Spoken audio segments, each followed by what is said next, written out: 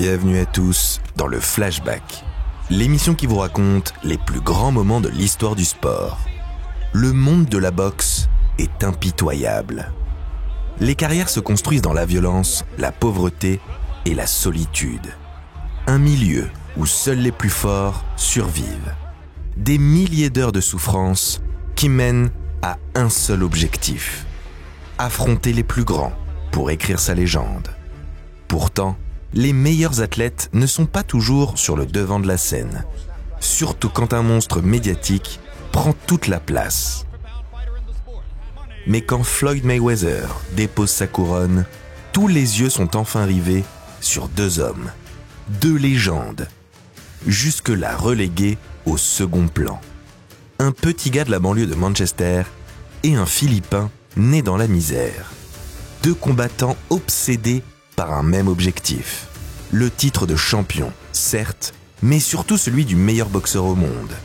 Dans une arène de Las Vegas remplie d'Anglais et de Philippins, Manny Pacquiao et Ricky Hatton sont prêts.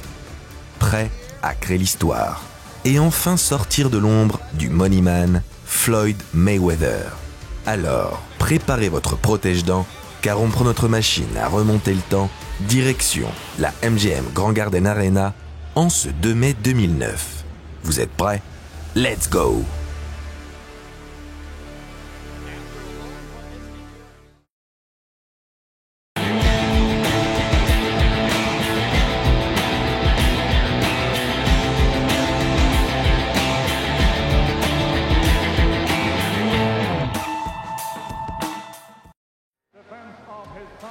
Ricky Hatton est un vrai dur à cuire.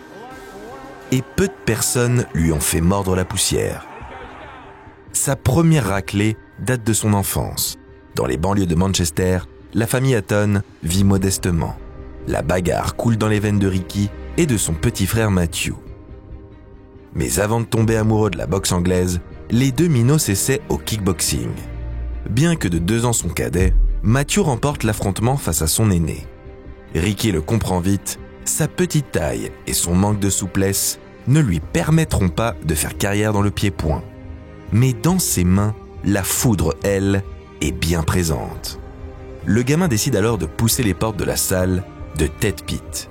L'entraîneur est une légende dans le quartier, connu pour sa capacité à détecter les talents.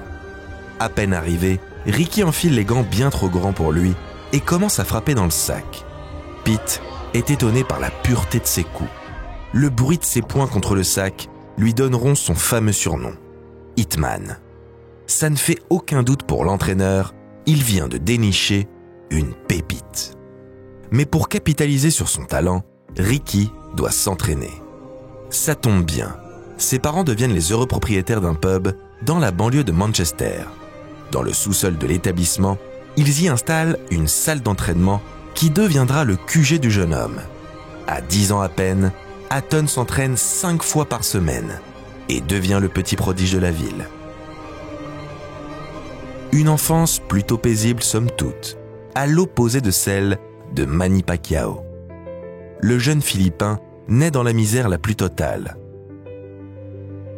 Ses parents n'ont rien, à peine de quoi survivre. Alors qu'il n'a que 14 ans, son père tue et mange le chiot que Manny venait tout juste d'adopter. Après des années de souffrance, c'en est trop. Pacquiao quitte le domicile familial sans prévenir sa famille. Il embarque illégalement sur un bateau, direction Manille, la capitale du pays.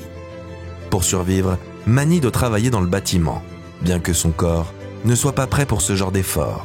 Pendant 2 ans, il alterne entre le travail et les entraînements, obligé de dormir dans la rue ou à la salle de boxe quand il y est autorisé. À 16 ans, l'adolescent manque cruellement d'argent. La boxe représente l'une des seules opportunités de gagner quelques billets de plus. Problème, aux Philippines, il est formellement interdit de combattre avant ses 18 ans. Pas le choix, Manny doit mentir.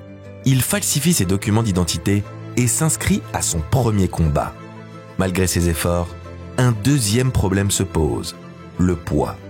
Là où tous les boxeurs souffrent pour passer en dessous des limites, Pacquiao doit user de stratagèmes pour les atteindre. Les combattants doivent faire 47 kilos minimum, mais Pac-Man n'a jamais mangé à sa faim. Il mesure à peine 1,50 m pour 44 maigres kilos sur la balance. Drink lots of water just to fill my stomach. Manny décide alors de glisser des pierres dans son short pour faire le poids. Et ça passe de justesse. Le plus dur est fait. Il ne lui reste plus qu'à trouver un adversaire. Aux Philippines, la boxe est sacrée. Les combattants sont nombreux et Manny n'a pas besoin d'attendre bien longtemps avant d'entrer sur le ring. Dès son premier combat, l'adolescent se met le public dans la poche. Son style agressif est apprécié. Et il enchaîne les victoires. En plus des $20 de prize money, il peut enfin dormir dans une vraie chambre et être nourri par la fédération. Ce sont les modestes débuts d'une carrière de légende. Si Manny Pacquiao commence directement chez les professionnels, la carrière amateur de Ricky Hatton est aussi brève que fructueuse. En 3 petites années, il remporte 7 titres de champion d'Angleterre et participe au championnat du monde de 1996. Son talent pour la boxe est une bénédiction, car en dehors du ring, Ricky n'est pas très doué. Il galère à l'école et au travail, c'est encore pire. Quand ses parents lui proposent d'entrer dans l'entreprise de tapis familial, il manque de se couper la main en deux. Pour éviter de ruiner une potentielle carrière de pugiliste, son père décide de le placer à la vente. Là aussi, c'est un échec. Alors, à 18 ans, Hitman commence une carrière de boxeur professionnel, dans l'anonymat le plus total. Des ruelles de Manille au pub de Manchester, nos 2 garçons sont devenus des hommes. Ils passent pro en même temps et combat après combat commencent à gravir les échelons. À cet instant précis, rien ne les destine à se rencontrer un jour. Ils ne font pas le même poids, viennent de continents différents et surtout, Manny a pris beaucoup d'avance. Malgré une défaite lors de son 12e combat, Pacquiao obtient une chance mondiale à seulement 19 ans. Si ce n'est que son 25e duel, il parvient à mettre KO Shachai Shasakul au 8e round et devient champion du monde WBC des moins de 51 kilos. Évidemment, Pac-Man ne s'arrête pas en si bon chemin. Il enchaîne les victoires, monte de catégorie et poursuit sa carrière aux États-Unis. Il se transforme en véritable machine à KO, jusqu'à obtenir une chance unique, celle qui peut le faire changer de dimension et l'ériger en icône de la boxe mondiale. Pour ce faire, il doit battre un adversaire exceptionnel, Eric Morales. À 30 ans, le bilan de l'ancien champion WBC est impressionnant. 48 victoires pour 2 petites défaites contre Barrera, son némésis. El Terrible s'inscrit dans la lignée des très grands boxeurs mexicains, avec de nombreuses ceintures majeures à son palmarès. Nous sommes le 19 mars 2005. À 26 ans, Manny Pacquiao est déjà une star. Alors que les commentateurs ne savaient pas prononcer son nom à son arrivée en Amérique, tous les fans de boxe connaissent désormais par cœur l'étoile montante de la discipline. Champion of the world, Manny Pacquiao.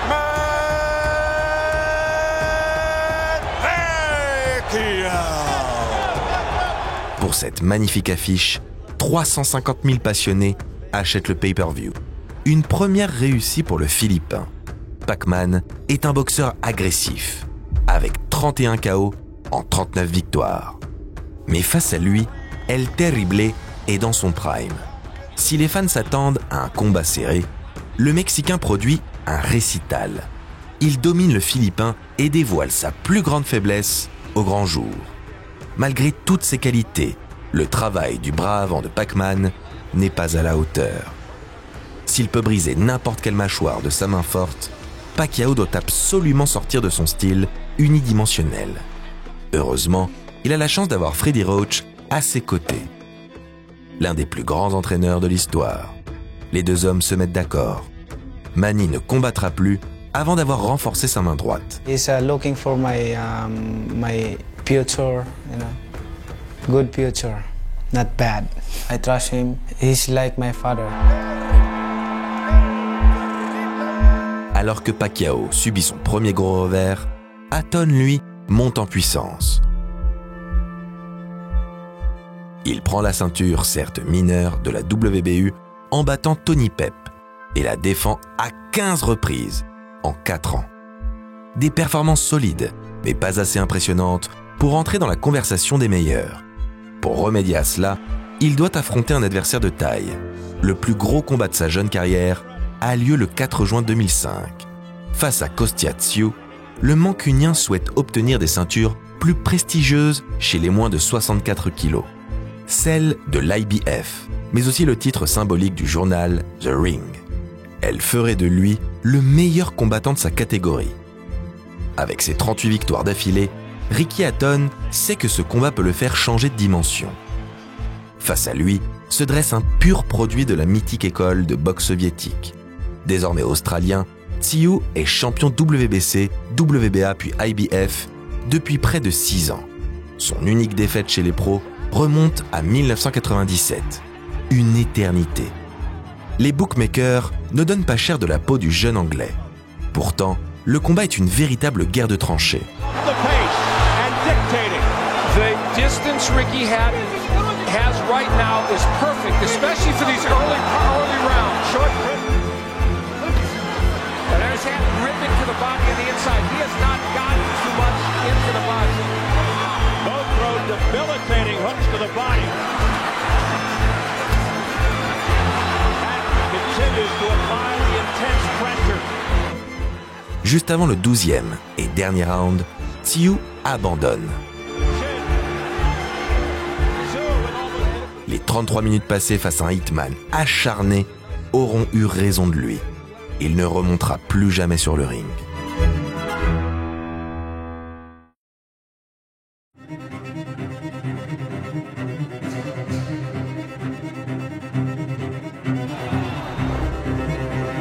Pacquiao et Hatton sont désormais au sommet de la chaîne alimentaire. Pourtant, difficile de les imaginer réunis sur le ring. Déjà, ils ne combattent toujours pas dans la même catégorie. Mais surtout, ils ont d'autres chats à fouetter. Manny est entré dans la salle du temps, obsédé par l'idée de laver son honneur face à Eric Morales. Le Philippin ne fait pas les choses à moitié. Par 2 fois, il surclasse son némésis et triomphe d'une des rivalités les plus marquantes du XXIe siècle. De son côté, Ricky Hatton affronte le boss de fin. Are you ready? Who ready? 'Cause I'm ready. En ce 8 décembre 2007, Hitman veut battre Floyd Mayweather et devenir le meilleur boxeur au monde. L'Anglais possède un bilan de 43 victoires pour 0 défaite. Floyd, lui, a remporté chacun de ses 38 combats, dont le dernier en date face à Oscar de la Hoya. La hype est totale et Hatton entre dans le combat dès le son de cloche. Il passe à un rien de devenir le premier à faire tomber Mayweather.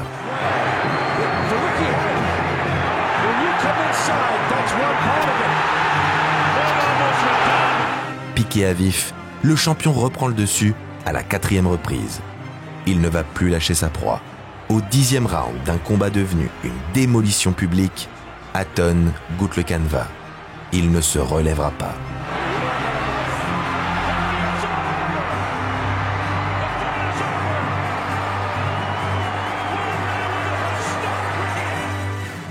Une première défaite qui remet tout en question. L'Anglais de 29 ans comprend qu'il y a plus fort que lui en ce bas monde. Son style de bagarreur ne suffit plus à ce niveau. Il doit trouver un moyen de faire évoluer son style.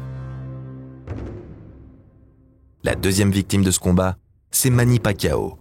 Pac-Man pensait être le prochain à combattre Mayweather, mais l'Américain, toujours imprévisible, annonce subitement qu'il prend sa retraite. Pacquiao est pris à revers, mais il y a plus d'un tour dans son sac. Tant pis pour le Pretty Boy. Le Golden Boy fera bien l'affaire. Oscar de la Hoya s'est bien battu contre Floyd et vient de surclasser Steve Forbes. Dans ce qui est annoncé comme son dernier combat, de la Hoya est clairement favori. Pacquiao mesure 1m66 et combat depuis quelques temps chez les moins de 61 kg. Face à lui, l'Angelino mesure 13 cm de plus. S'il a commencé dans des catégories inférieures, il pèse désormais 72 kg et affronte des poids moyens. Dans leur face-à-face, La règle est simple, les deux hommes s'affronteront à 67 kilos. Des membres du Congrès philippin tentent de faire passer une ordonnance pour interdire à leur superstar de combattre. Ils ont peur de voir la mascotte du pays se faire exécuter devant le monde entier. Mais comme à son habitude, Pac-Man va leur donner tort.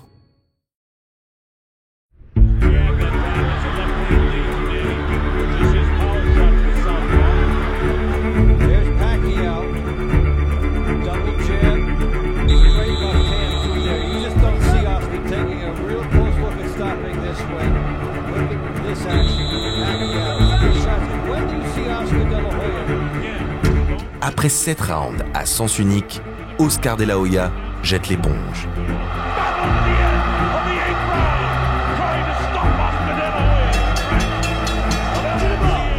The winner by TKO victory and still the number 1 pound for pound fighter in the world, the fighting pride of the Philippines, Manny Pacquiao.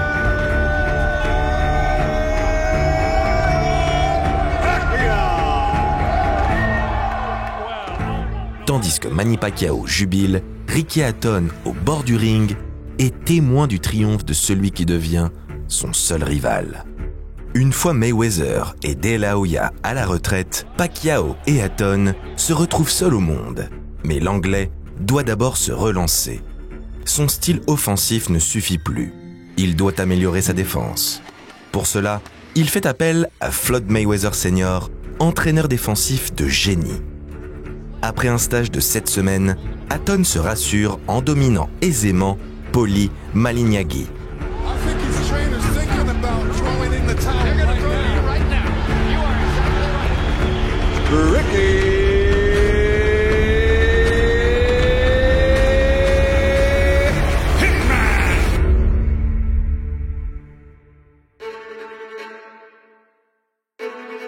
Cette fois-ci, c'est sûr, il est enfin prêt à affronter Manny Pacquiao.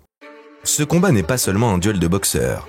Les coachs ont une importance primordiale, car face au paternel du Pretty Boy se dresse une autre légende, Freddie Roach. Si l'ancien boxeur a dû arrêter sa carrière à cause de la maladie de Parkinson, son après-carrière est exceptionnelle. Il entraîne 27 champions du monde de boxe et de MMA, dont Oscar De La Hoya et Mike Tyson. On va donc non seulement connaître le meilleur boxeur du monde, mais aussi le meilleur entraîneur. Les deux hommes sont à leur prime. 30 ans, l'expérience de la défaite, mais surtout la confiance de la victoire. La date et le lieu sont annoncés.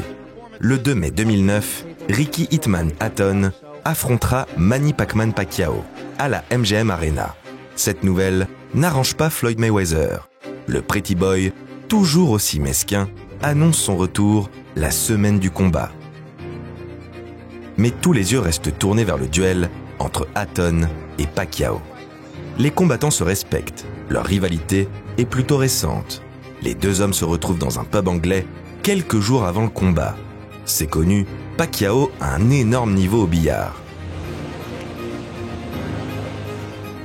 Mais c'est bien dans un match de fléchettes que les deux hommes s'affrontent. À ce jeu-là, l'Anglais part avec un avantage certain. Il a passé près de 2 décennies dans le bar de ses parents et il remporte facilement cette première manche. Reste à savoir qui sortira vainqueur du véritable duel. Il est 21h passées quand la MGM Arena de Las Vegas entre en fusion. Les boxeurs sont prêts. Si Ricky Hatton est le champion et met en jeu ses ceintures, il décide d'entrer sur le ring en premier. Un signe de respect envers Manny Pacquiao, numéro 1 pound for pound au moment du combat. L'ambiance est électrique. Les fameux fans de Ricky Hatton chantent dans les travées, alors que les Philippins tentent de répliquer. Ce soir, si le combat a lieu à Las Vegas, l'ambiance ressemble plus à un mélange entre un pub anglais et une salle de boxe des Philippines. Pour remercier leurs fans, les deux protagonistes se jettent dans le combat dès le premier coup de gong. Pas de temps pour un round d'observation, ils veulent tous les deux marquer les esprits. À ce petit jeu, Manny Pacquiao prend l'avantage. Un premier crochet du droit touche l'Anglais après seulement 30 secondes. Agacé, Hatton avance sur son adversaire mais ne parvient à rien. Pacman a un plan de jeu parfait. Si Hitman se jette, un crochet du droit. S'il parvient à rentrer, un petit câlin pour calmer les ardeurs. Et ça marche.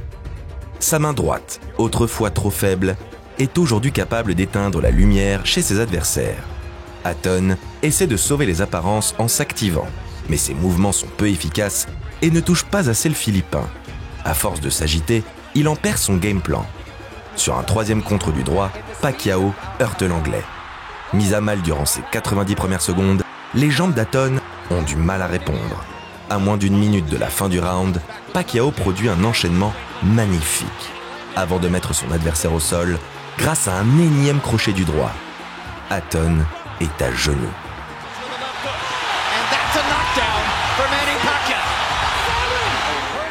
Il se relève, mais l'Anglais s'apprête à vivre 40 secondes en enfer.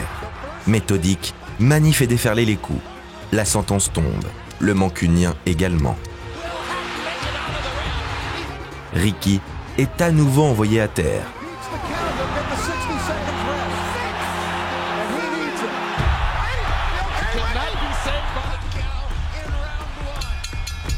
Mais la cloche le sauve in extremis. Il survit à ce premier round, mais il lui faudrait un miracle pour se sortir de cette situation. Floyd Mayweather Sr. est énervé. Il reproche à son poulain de ne pas l'avoir écouté. Lui, le spécialiste de la défense, ne comprend pas comment Hatton a pu oublier le plan de jeu. Touché physiquement et mentalement, le mancunien repart à la bataille. Mais cette guerre semble perdue d'avance. La minute de repos n'a pas suffi. Hatton est encore sonné. Il tente de relancer la machine en sautillant face aux assauts incessants de son bourreau du soir. Malheureusement pour Hatton, Manny Pacquiao est un génie. Il ne se jette pas, anticipe les coups bien trop larges de l'Anglais et place de gros contres avant de faire pleuvoir les frappes. Il attend patiemment l'ouverture. Pourtant, un contre parfait de Hatton lui rappelle qu'il ne faut jamais sous-estimer une bête blessée. C'est souvent quand elles n'ont plus rien à perdre qu'elles sont les plus dangereuses. Alors, pas question de laisser la moindre ouverture. Il faut finir le combat vite, mais bien. Pacquiao est devenu un boxeur complet. Il a fait tomber son adversaire par un crochet du droit dans le premier round. Mais c'est avec sa main forte qu'il décide de terminer la soirée. La frappe, d'une vitesse folle, est envoyée à moins de 10 secondes de la fin du deuxième round. Une fusée vient heurter le menton de Ricky Hatton. Pour la troisième fois, il goûte au canevas de la MGM Arena. Mais cette fois-ci, il y restera plus de 10 secondes.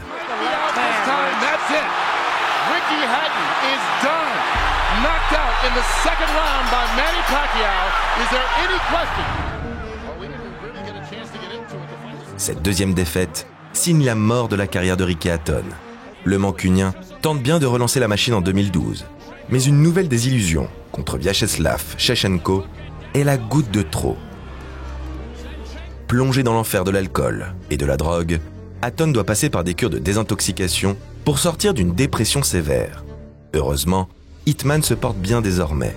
Malgré quelques petits kilos en trop, Ricky est devenu promoteur et entraîneur de boxe et mène une vie paisible. De son côté, Manny Pacquiao doit attendre 2015 pour affronter Floyd Mayweather dans l'un des combats les plus attendus de tous les temps. Le Philippin perd lui aussi. Mais il laisse une trace indélébile dans l'histoire du noble art. Il reste le seul à avoir remporté une ceinture dans 8 catégories différentes. Son après-carrière est plus chaotique. Toujours avide de victoire, il continue son ascension, cette fois dans le monde de la politique. Il devient sénateur et se présente même aux élections présidentielles philippines, sans succès. Son image d'icône mondiale est hélas entachée par des sorties très limites. En faveur de la peine de mort, il a également été sous le feu des critiques pour ses idées homophobes. Mais ça, c'est une autre histoire.